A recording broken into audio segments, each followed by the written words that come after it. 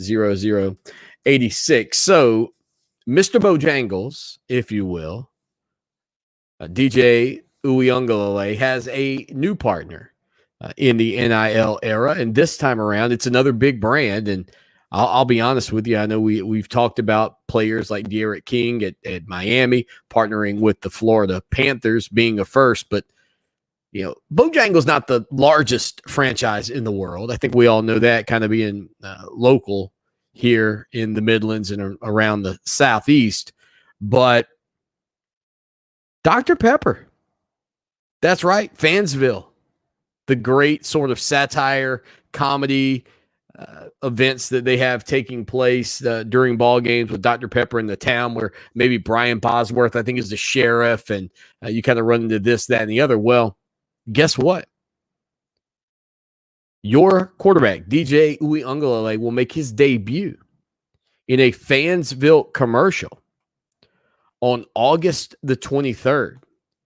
And I got to admit, while we don't have, or I have yet to see any disclosures on the amount that DJ will make, I got to think it's going to be a big number. And again, I believe that our only disagreement with NIL at this point has been what? Say it with me, class.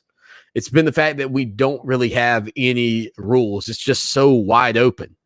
And my biggest fear will probably always be with this about the balance of power in the sport, in which it was already hard enough if you were the Clemson Tigers of the world or any other program, maybe outside of a large city, or any other program without like a major donor or a backing group behind you, like Nike and Oregon, et cetera, et cetera.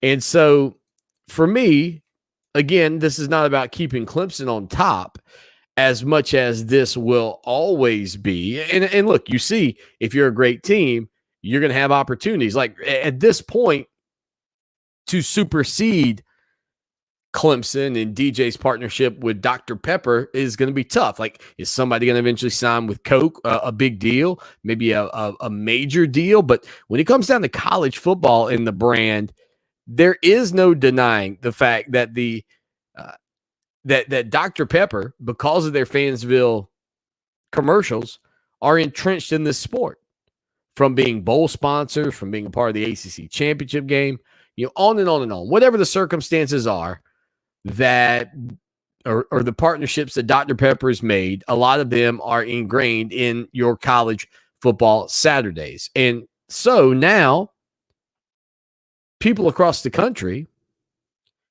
tuning in to watch a football game featuring Stanford and Arizona will be treated to essentially a recruiting promo for Clemson as DJ pops up on your television. Now that's good for Clemson at this juncture. But what I think is not good for Clemson or good for this sport is the day when big business is investing in players simply because of where big business went to school. And that, to me, has always been the nature of college athletics. Like, if Bill Gates wants to partner with Russell Wilson to put together an ad campaign of some sort for Microsoft, assuming that, it could be pulled off, none of us ever had a problem with that, because what did we perceive Russell Wilson to be? A professional athlete. He's already making millions of dollars, and this was just going to be some add-on money that he would make, but his goal would be to facilitate relationships between fans of the sport and Microsoft. And really, at that point, it was about the business using the player to impact the business. Where this feels so differently to me is that it is more so the business owner using the business to impact the player to benefit the school. And it's not a relationship that's built on ad dollars back in the pocket of Microsoft in a lot of respects for certain people. This Dr. Pepper deal, yeah, listen, as far as I know, the Dr. Pepper guy has never been a Clemson fan. So in this respect, this is similar to what we see at the professional level. It is Dr. Pepper using the name, image, and likeness of one of the star players in college football to benefit Dr. Pepper. And it certainly benefits Clemson, as I said earlier, in some ways. What I worry about more so is that direct relationship, where if, say, the owner of Dr. Pepper, whoever that is, was a Texas A&M grad, the colors look good, and they just filtered the Dr. Pepper quarterback scholarship to Texas A&M for $1 million a year, and players just knew about it. Like, that's the thing I don't want in this sport. I don't mind players getting paid.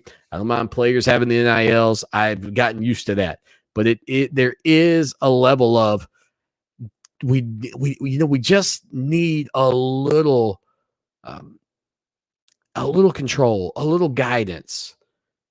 And again, for DJ, man, two pretty big brands, and the Dr. Pepper brand with a national reach on this Fansville deal, it is huge. And I could make an argument that if Nissan and the Heisman House want to start sponsoring a guy like DJ, a front runner for the Heisman Trophy, don't be shocked if we might actually see something like that at some point along the way.